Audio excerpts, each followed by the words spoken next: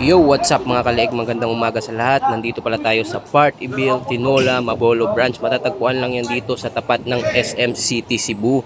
So, ayan, ganito pala kadami yung kumakain dito mga kaleeg. Nitong mga oras na to, nasa around 8 AM in the morning pa yan. So, umagang-umaga, sobrang daming kumakain dito. So, ayan, papakita ko sa inyo kung ano yung mga tinda dito. Siyempre, yung specialty nila dito mga leg, yung tinolang isda. Pero dito na part, meron din silang mga inihaw na isda. Diba? Nakakatakam tignan. Ayan, so mamaya titikman natin yan kung gaano kasarap yung ano nila, inihaw na isda. So, dito naman meron silang mga pork barbecue. So, hindi lang isda yung titinda dito. Tara, pasok na tayo mga kaleg.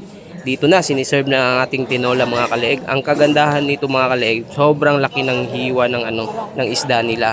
Tapos, unlimited sabaw pa. So, pag naubos yung sabaw mo, pwede kang humingi ulit. So, ayan, tututok natin yung video. Diba? Sarap. Siyempre, hihingi tayo ng extra sabaw dyan. Kasi nga, unlimited. So, ayun. At ito pa mga kaleeg, ang kagandahan dito, gustong gusto ko yung rice nila. Kasi dito, yung rice mais. Yan. Yan. Siyempre, sanay tayo sa hirap mga kaleeg. So, sa Jensen, madalas namin yung kinakain dati kasama yung lola at lolo ko. So, ayun lang, nakakamiss. Pero, tuloy pa rin yung buhay. Esperada!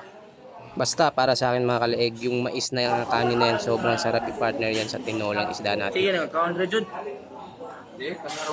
Yan pala yung mga poging kaibigan ko mga kaleeg na taga Cebu. So ayun, syempre sili-sili pag may tinola. Tapos sukat toyo para sa inihaw mga kaleeg. So ayan mga kaleeg, halatang hindi gutom yung mga kasama ko. Yung araw na yung mga kaleeg, galing kaming work panggabi. Tapos daan ng 7-Eleven, konting chill.